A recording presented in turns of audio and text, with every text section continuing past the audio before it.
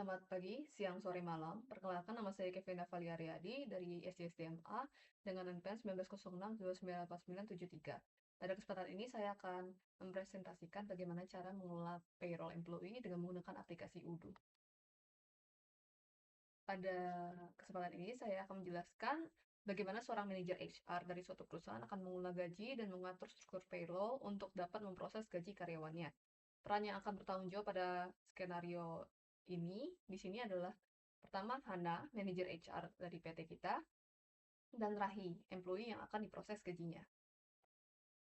Oke, pertama-tama sebelum kita masuk ke dalam pemrosesannya, kita akan login terlebih dahulu dengan menggunakan akun administrator untuk memastikan bahwa kedua modul di bawah ini sudah diaktifkan. Di sini yang modul yang perlu diaktifkan pertama adalah modul Udo 16 Payroll Accounting dan yang kedua adalah modul Udo 16 Payroll. Pastikan kedua modul ini sudah diaktifkan dan selanjutnya masih sebagai administrator kita akan membuka menu settings dan mengubah hak akses other dari manajer HR Hana menjadi seperti ini.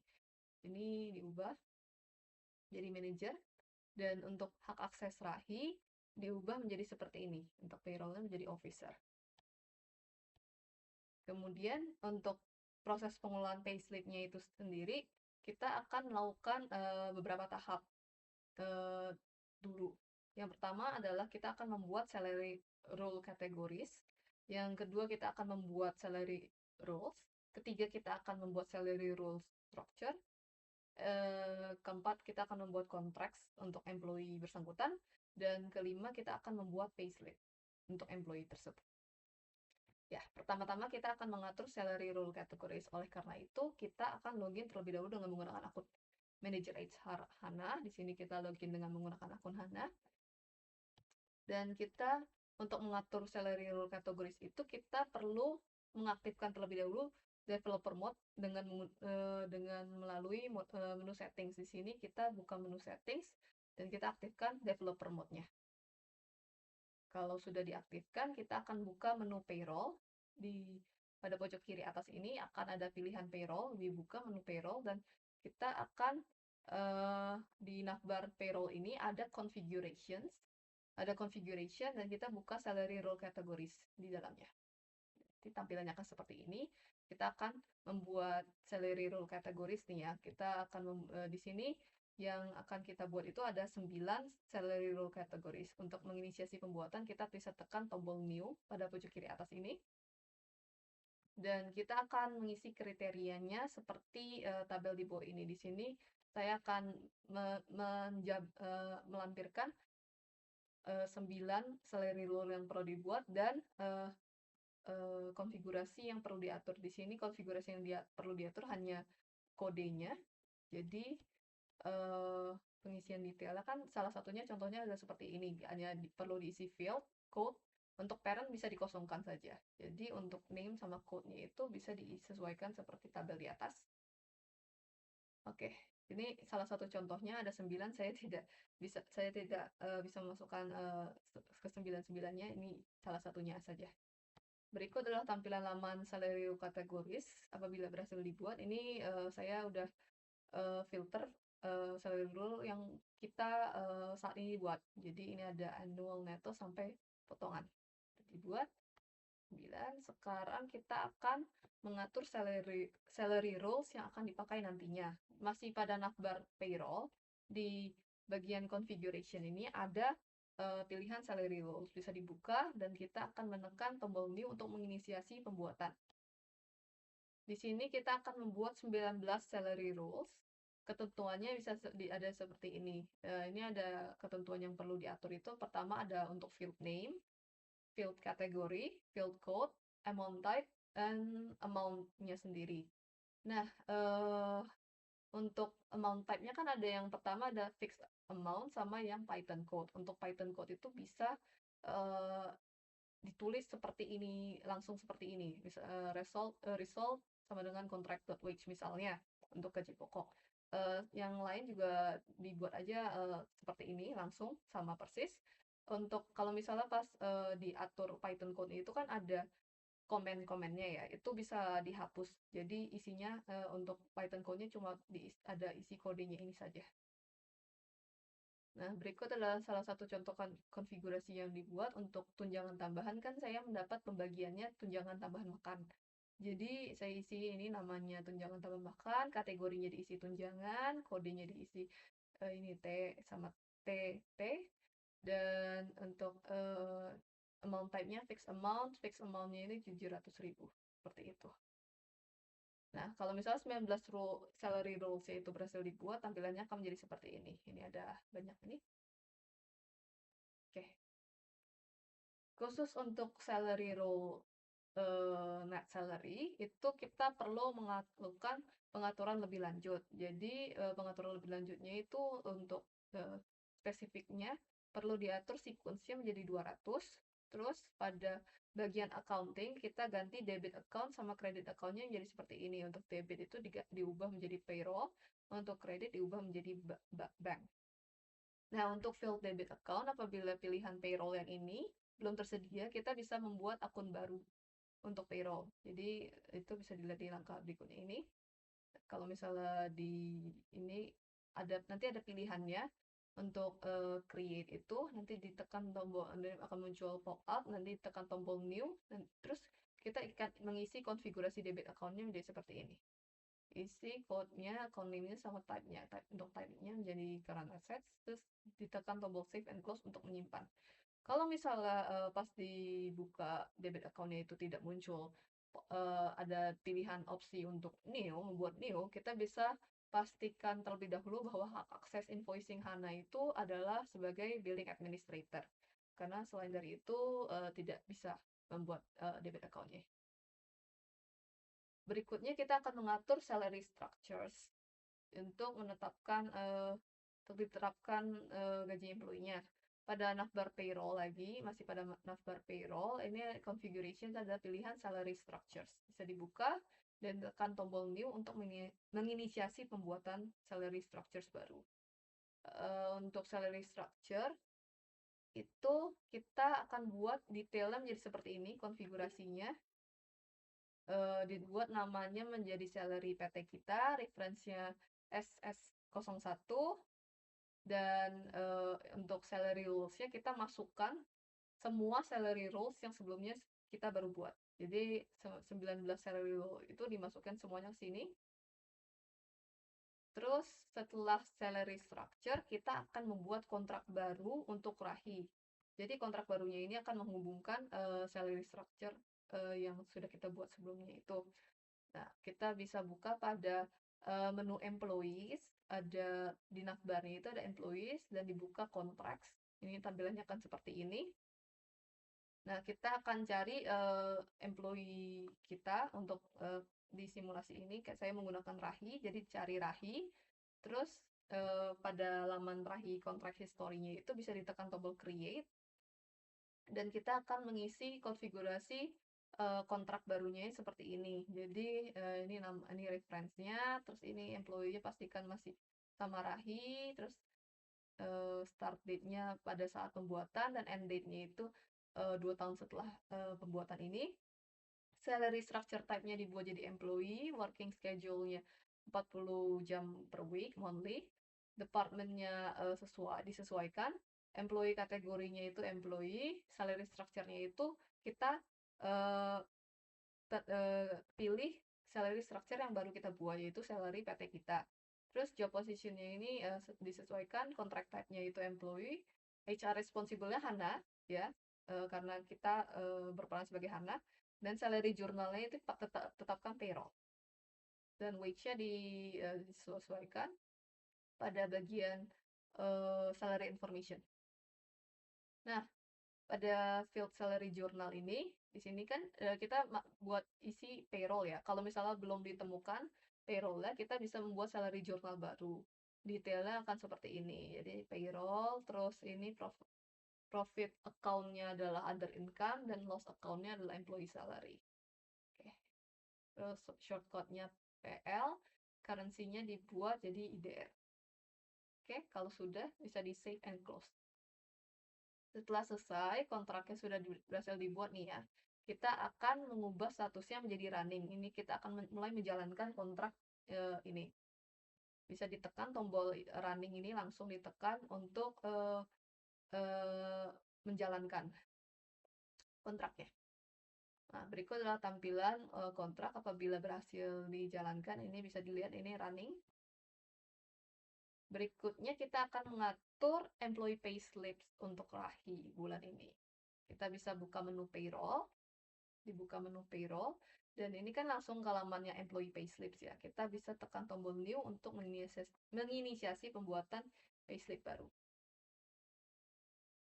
Pada di sini kan ini konfigurasinya ya. Kita untuk employee ini kita pilih employee itu Rahi, employee yang akan kita buat payslipnya. Terus kontraknya disesuaikan, kontrak yang kita baru buat tadi, referensinya itu diatur, structure-nya ini adalah salary structure yang sebelumnya kita buat. Terus kita buat, oh ini kan kalau misalnya kita tekan Rahi ya, dia akan otomatis mengisi beberapa apa namanya field ini. Kalau nggak salah, field preference ini nggak akan belum terisi ya, nanti diisi sendiri ini. Terus untuk work days-nya ini, karena kita pada simulasi sebelumnya belum nggak di ini kan ya. Ini kita bisa isi secara manual work days-nya. Jadi kayak kita simulasikan, misalnya si Rahi sudah bekerja 21 hari nih ya. Terus kalau sudah selesai dibuat nih ya, kita dibuat field-nya ini sesuai di sini, kita bisa tekan tombol compute sheet. Compute sheet di bagian atas untuk mulai mengkalkulasikan gajinya. Kalau misalnya sudah ditekan, kan kita bisa buka bagian nih, bagian salary computation, masih di bagian laman payslip yang Rahi. Nah, kita di sini akan muncul kalkulasi gajinya. Nah, ini kan ada ini, bisa dicek kalau misalnya pastikan tidak ada yang nol ya. Kalau nol kan berarti belum berhasil dikalkulasikan ya. Itu berarti mesti dicek lagi salary rules-nya. Kalau misalnya sudah semuanya sudah terisi, ada nilainya, value-nya di atas nol, berarti salary rule-nya sudah berhasil diterapkan, sudah benar dikonfigurasikan. Nah, terus pada bagian accounting information-nya bisa diatur salary journal-nya ini jadi payroll. Terus tekan confirm. Nih, kalau sudah selesai ini tekan confirm untuk menyelesaikan, dan hasilnya akan tampilannya seperti ini. Bisa dilihat statusnya menjadi done. Oke, dan akan muncul ini date account-nya pas dibuatnya ini. Terus akan muncul accounting bukan pas dibuat ya, ini pas akan di payslip-nya diinin. Terus ini accounting entry-nya ini akan terbuat, tergenerasikan. Nah, kita ini bisa ditekan ya. Kalau misalnya ditekan akan dibuka journal entry-nya. Nah, journal entry-nya seperti ini tampilannya. Jadi counting date-nya ini nanti pada akhir bulan ceritanya. Seperti pada apa namanya ada di sini date accounting date, benar. Oke. Untuk ini kan dari perspektif manajer HR ya. Untuk perspektif employee yang gajinya baru diatur, kita bisa login dengan akun Rahi dan dibuka menu payroll, dan ini kan langsung muncul laman employee slips. Jadi bisa dilihat ini salary slip untuk November ini akan muncul. Itu bisa diperiksa, nanti si Rahi ini bisa buka, dia bisa memeriksa detailnya ini, misalnya work days-nya berapa lama, terus apa namanya salary computation-nya seperti ini, terus accounting information-nya juga bisa lihat. Oke, seperti itu. Selanjutnya untuk Q&A, jelaskan secara lengkap apa yang dimaksud dengan PPh 21 dan bagaimana cara menghitungnya. Untuk PPh 21 itu dia adalah pajak yang diberlakukan untuk penghasilan yang diterima seseorang. Jadi pajak ini berlaku untuk warga negara Indonesia atau WNI ataupun orang asing yang bekerja di Indonesia. Penghitungan PPh 21 mengalami perubahan sejak 1 Januari ya 2024, di mana pemerintah Indonesia ini memberlakukan metode tarif efektif rata-rata atau TER untuk perhitungannya. Tarif ini mengambil perhitungan status pernikahan, jumlah tanggungan, dan pendapatan kotor bulanannya. secara singkat, perhitungan PPh 21 itu bisa dilakukan dengan mengurangi penghasilan kotor setahun dengan potongan yang dikenai. Misalnya untuk potongan yang dikenai itu seperti potongan biaya jabatan, iuran BPJS, iuran JP, JHT, dan lain-lainnya. Dan serta penghasilan tidak kena pajak atau PTKP. Kemudian hasilnya akan digunakan untuk menentukan tarif yang dikenai. Untuk daftar tarifnya itu bisa dilihat di sini nih ada linknya. Lalu ini ada linknya untuk daftar untuk hasil kalkulasi tarif itu eh, adalah berupa tarif tahunan.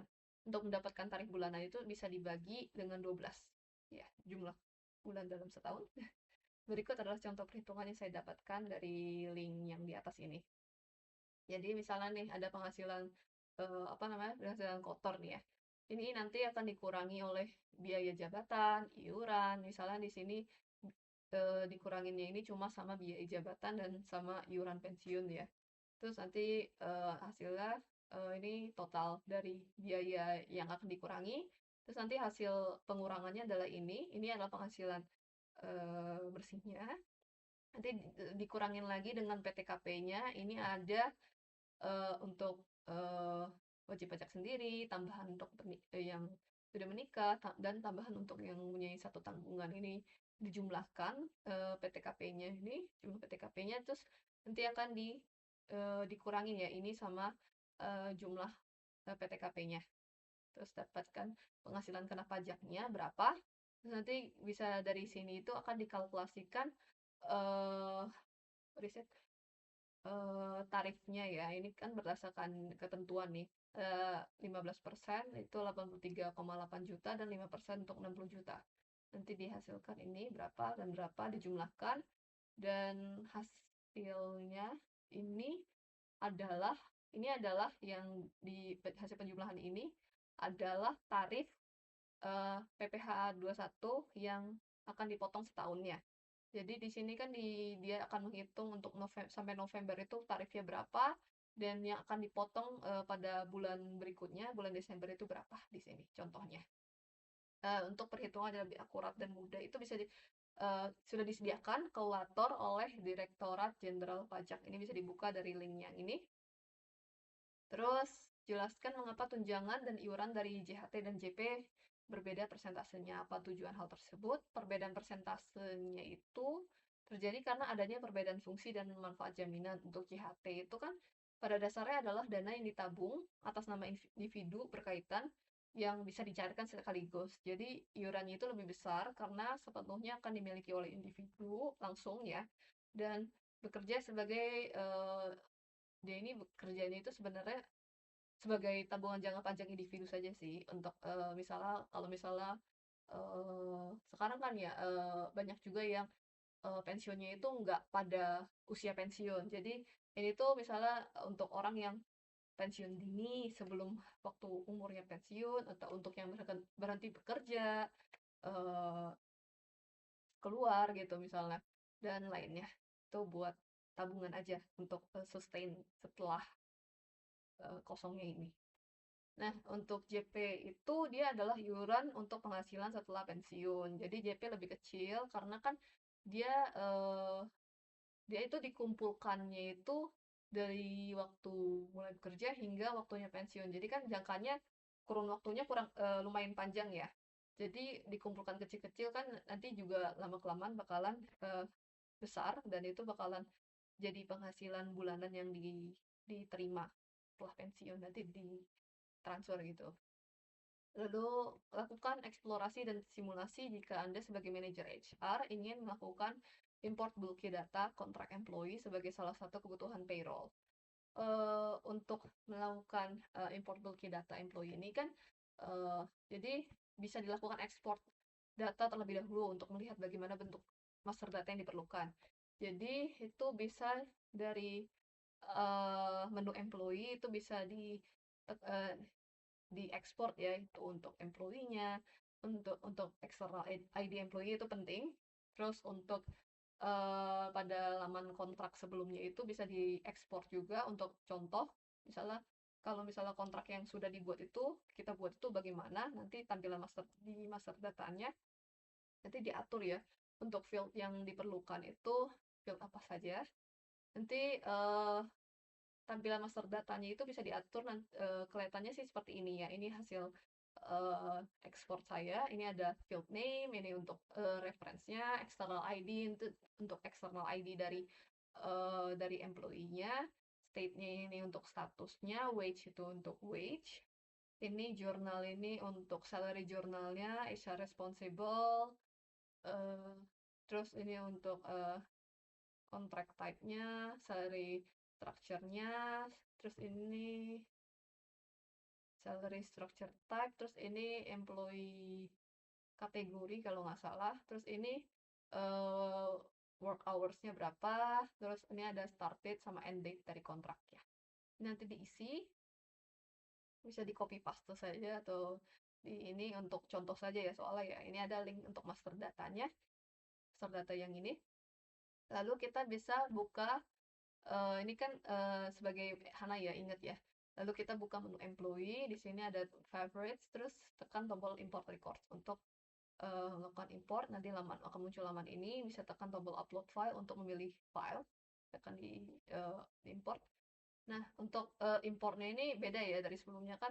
Ini kita karena untuk kontrak ya, dan kita importnya dari menu employee, kita mesti memastikan terlebih dulu bahwa fieldnya itu diisi ke field yang benar ya. Kolomnya diisi ke field yang benar. Jadi untuk ini dipastikan kalau name-nya ini adalah kontrak reference, terus external ID-nya external ID, state-nya status, ini dipastikan semuanya sama. Karena ini banyak, saya nggak akan bacakan satu-satu, tapi pastikan saja ini sama semuanya seperti yang di tampilan seperti ini. Dan tekan tombol tes untuk memastikan bahwa dia itu sudah lolos tes validasi. Kalau seperti sudah muncul everything seems valid, berarti sudah bisa diimport. Tekan tombol import untuk melanjutkan. Berikut adalah tampilan laman kontrak apabila berhasil diimpor. Ini bisa dilihat nih untuk employee yang sudah terdaftarkan. Ini sudah ada kontrak yang new, statusnya new. Tinggal dijalankan untuk setelah diperiksa intinya. Oke, itu saja dari saya. Mohon maaf apabila terdapat kesalahan. Sekian dan terima kasih.